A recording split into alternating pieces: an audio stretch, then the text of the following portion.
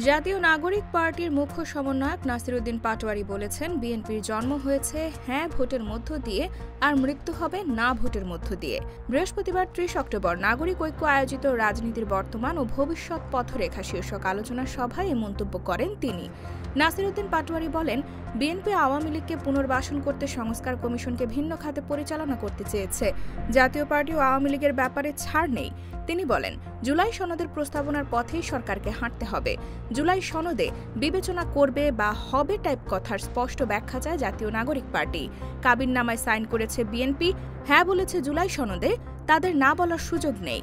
ফেব্রুয়ারির মধ্যে নির্বাচন না দিতে পারলে এর দায় অন্তর্বর্তী সরকারকেই নিতে হবে উল্লেখ করে তিনি বলেন, উপদেষ্টাদের অনেক সময় হয়েছে ফ্যামিলি টাইমিংয়ে, এখন কেবল সার্ভিস দিতে হবে। আইন উপদেষ্টার উপরে আমাদের আস্থা নেই। প্রধান উপদেষ্টাকে শহীদ মিনারে মানুষের মাঝে গিয়ে সংস্কার আদেশ জারি করতে হবে।